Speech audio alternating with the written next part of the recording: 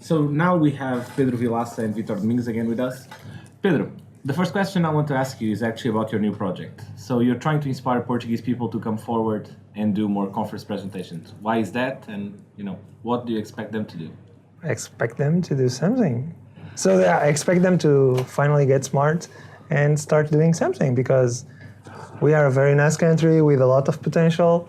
We have good hackers, we have people that I know that they do good work. The only thing that they don't do is come forward. It's what we call the Portuguese father, oh, I cannot do it, oh, I'm not doing the 0 days, and that is irrelevant, or I cannot present into a big conference. It's not that difficult. People just need to do some work, and that's the reason for that project. It has been on my mind for like a few months, but didn't give the click, and the opportunity with Federico just came up, and and then I noticed on my brain, oh, I'm going to present at a Portuguese conference full of Portuguese guys, so I can try to launch, and the cost for me is not that big. It's just a website, a blog.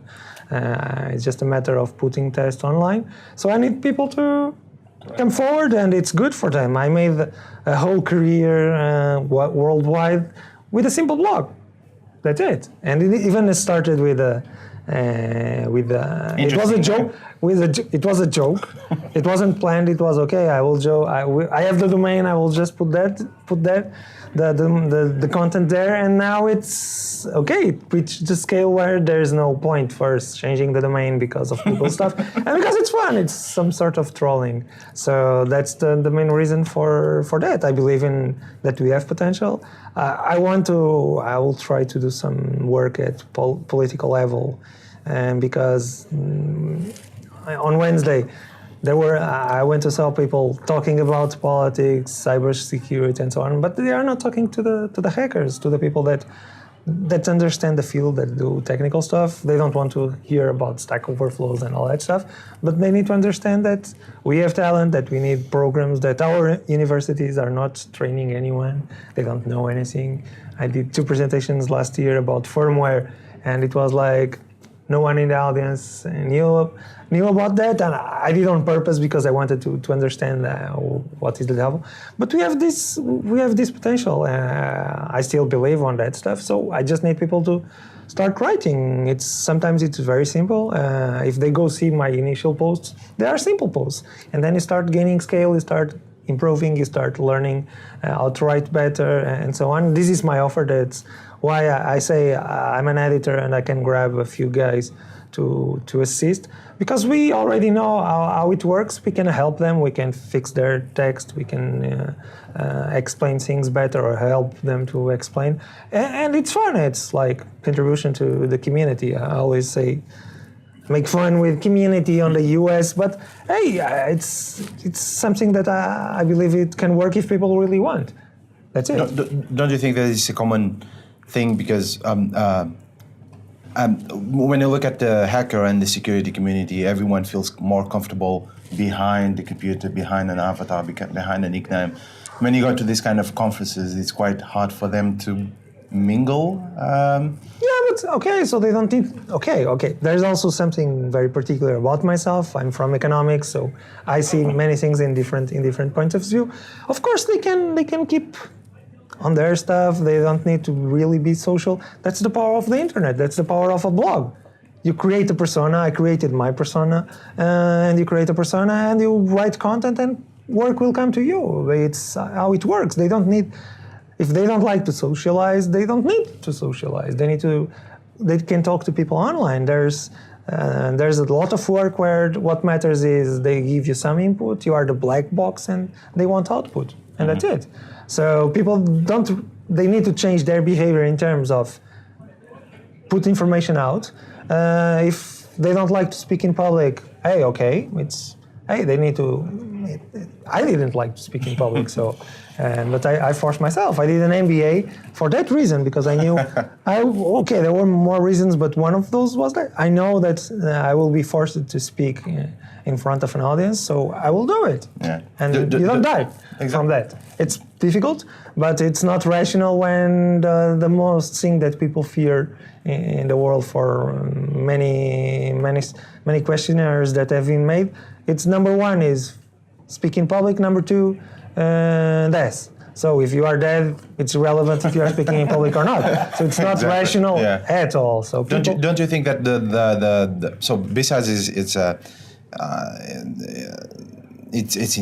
this one is it's in Portugal to improve the Portuguese community, but you also had yesterday the lightning talks. Don't you think that the lightning talks could be that kind of middle step for people to just they come are. forward and express and propose their own views? Totally, and we have in Porto, and I'm trying to help them. I will help people if what is needed each time my presence. I will gladly help people. You can say I'm a rock star. Yeah, maybe I'm famous on my place, but I'm okay with helping people. And in Porto, we have a monthly meeting where people are starting to speak. Hey, it's not the best talks. Most of them are still not good, but they need to start. And we, the others are the most senior guys. I'm fine, and I can help them. I can go tell them, don't do that on presentations.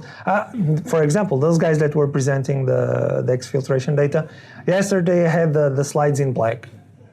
And I told them, don't do that, because it doesn't work. I did that once. I saw many presentations worldwide with that stuff. It doesn't work. Most of the times the projectors don't work, and the contrast is bad, and so on.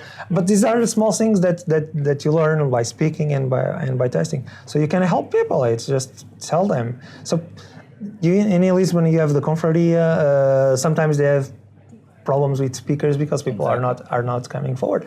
They should come forward. It's actually the biggest problem. Yeah, it's usually people need to think about, and this is the reason why I put some stuff on the slides. Value.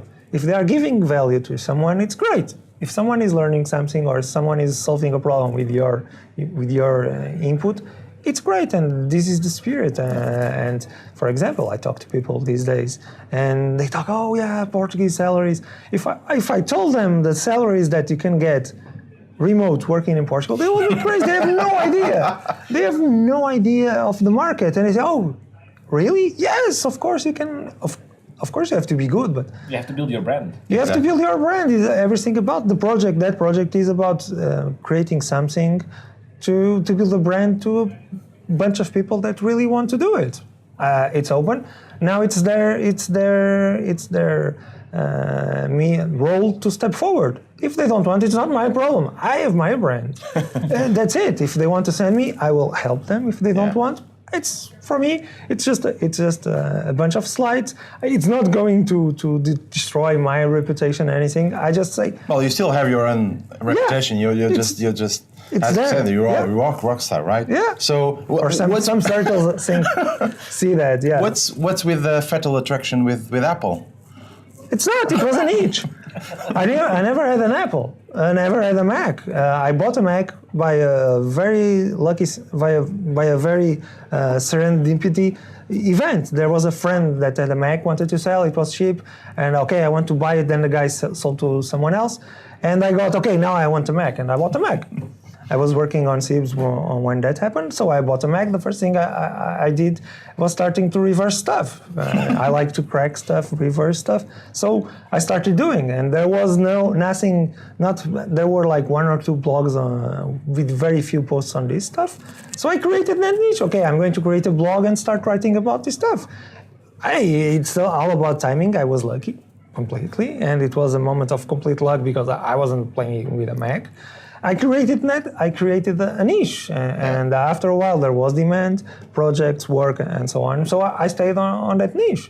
And you're still happy by doing it? I'm still happy by doing that. I can reverse anything. For me, it's just code. So, but that niche serves me well. So at least for now, I don't need to. I know you were just trying to reverse my microphone. Yeah. Just trying to break it.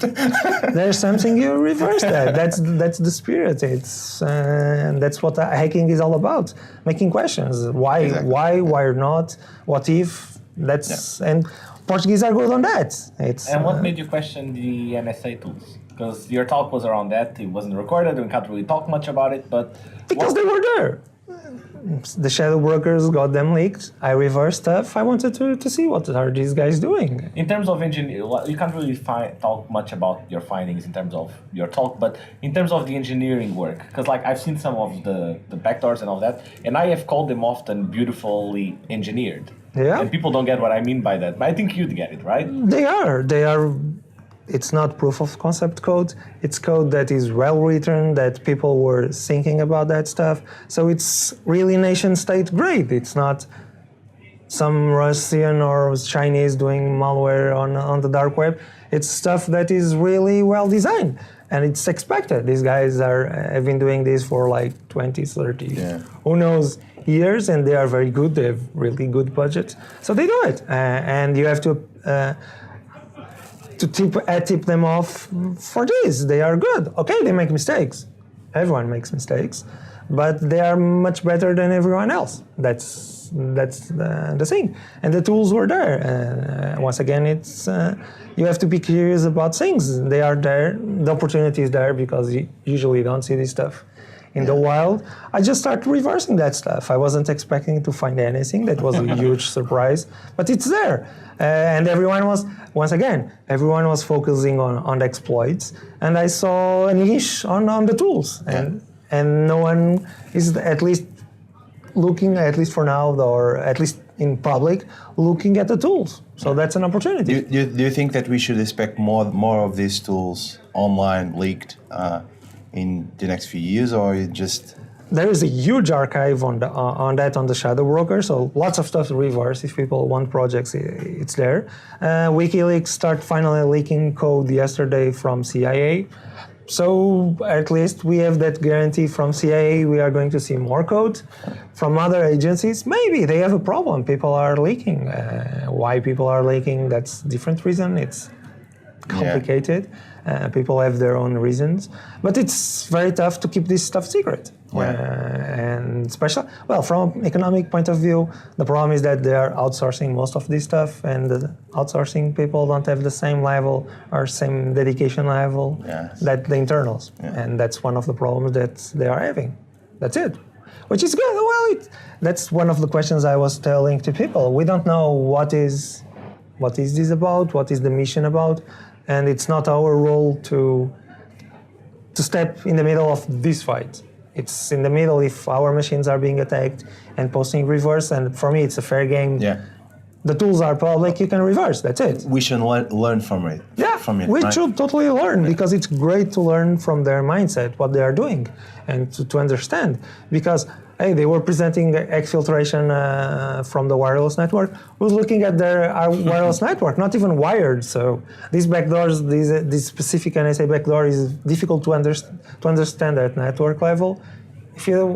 It's easy if you know what to look for. If you don't know, it's very difficult. So we need people to advance on this stuff, and this is why it's really fun and useful to reverse engineer these type of tools. One question I have for you is, so these tools are actually quite old. If you look at the dates, they're like 2013. And we kind of got to look at, behind the curtain with these tools. How do you think they've been evolving since? Like, do you think, because the NSA was quite comfortable, right? They had access to everything and everyone. Do you think they've been improving, or they kind of stayed stagnant? That's a difficult question because you don't know. If I had to make a guess, and based on some of the stuff that you see and from knowledge from human biases, I would guess some parts they are not evolving. They are too confident. They are okay. Other parts they are probably evolving because systems are evolving and so on. So it's a wild guess. We need a new leak to understand. Okay, what is the step? Now we have a starting point. We have this archive. If there's another one, we can see. Okay, are these guys really evolving? Probably. In some stuff, in some others, no. For example, they were using the same code obfuscation code in different tools. This is overconfidence, or from my point of view, is overconfidence, because once you find one, you can find others. You just go to VirusTotal and you start getting all the samples. So that is a problem. Now we also have the CIA leaks, if they start coming, which is interesting to compare the style of thinking. Is the CIA better than the NSA? Probably not. Is there, for example, the same contractor trying to do this stuff? Maybe. So it's interesting to have these leaks from a research point of view.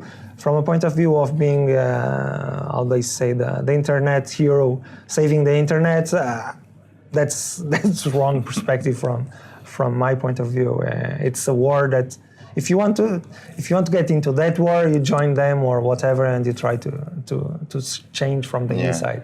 But you cannot do that because there's a lot of value for them, NSA and everyone else to do this. So what kind of advice can you give me as a young InfoSec researcher or something? I'm still young. But someone that just graduated from school is starting his profession or her profession, and he wants to jump into the bandwagon. Which kind of advice can you give to that person at the moment? Look into this or that particular area. Find a niche. Try to find a niche. Try to look at what people are doing, what people are not doing. Find that niche, attack that niche, and try to be the best. If you don't want to be the best, then you are never going to be the best. And we can be the best. Try to do that and then work. And also there's luck. There's always luck in life. Luck is, when you hear, for example, many CEOs saying, yeah, I know that my story is success. Most of that is like 80% success and 20 knowledge, because it's like that. When you hear someone telling stories, for example, Web Summit, my success story, blah, blah, I did that. And if they forgot, it's a known human bias, they forgot luck. Most of them were lucky. They were on the right time. Okay, they stepped forward on the right time. And of course, stepping forward and doing something is an important step. Yeah. If you don't do anything, nothing will happen. Yeah. But luck is part of it. So try to scan the space. InfoSec is probably the last job for life. Everyone is saying there's no jobs for life, but InfoSec is, or at least for my useful life, totally.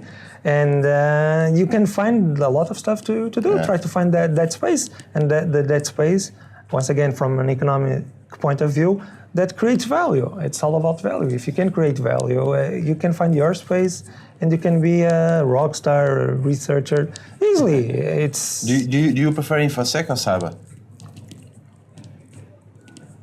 Neither. Whatever pays him. Yeah, show me the money. As Luis is saying, show me the money. Cyber is. You start seeing the adoption of cyber. Maybe cyber is easy, which even if we don't like it, it's maybe a term that people identify with, and it's useful. Yes. You have to. Most people. Hey, I was at that conference with lots of administrators, managers, and I was having fun looking at people's cell phones. Most didn't have them locked with a password. Most were probably connecting to Wi-Fi. Most were using Androids that have no updates, so everything is vulnerable. So people are at a conference about security, and they are doing insecure stuff. If we can use cyber to change this. Yeah.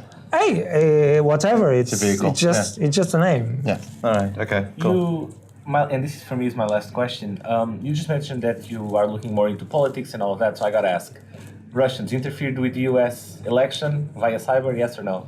Everyone is saying that, and that was your obvious. Personal opinion. It's obvious that they did, because it's very easy to influence. I do that kind of experiments. You can troll people. I troll people for experimentation. A lot of people don't notice that. It's very easy to manipulate people in the cyber. And you can see these days, you can just log into any newspaper around the world, you go see the comments and you see everyone is on rage and so on. Yesterday you had, for example, WikiLeaks released CIA is spoofing Kaspersky. And the Shane, hey, everyone, see the case for the US to kick Kaspersky is weak because it's going wrong. See, because there's no. What CIA was doing was putting a certificate name, and they put Kaspersky there, which is obvious. If you are trying to disguise yourself, you are going to use unknown stuff. Mm-hmm. Because anyone that looks at the certificate sees it's invalid. But a guy that is distracted looks at that stuff and probably says, okay, so everything is okay. So it's not spoofing, but you see the rage that a single tweet can provoke. And you see this with a lot of stuff. It's very easy to manipulate. And the Russians understood this earlier than everyone else.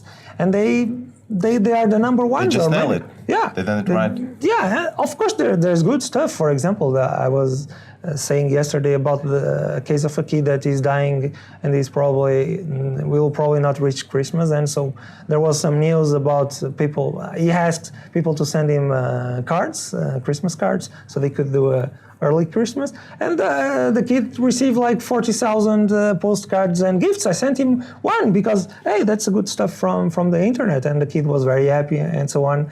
And so you can do positive things and you can do wrong things. It's clear these days that the Russians are leading on psyops. If you read history about Russian intelligence, they were always good. They kicked out or they dropped the race on, for example, crypto analysis and so on, because they were very good at human intelligence. The famous Cambridge 5 and Phil Kilby that penetrated the MI5 and so on. So they are very good. They understand the human being, and those kind of operations are about human being and the power of the internet. So now if everyone can imitate that process, maybe they will try. Excellent. Okay. Okay, Pedro, thank you very much. Thanks. Cheers. Thank you. Pleasure. Thanks.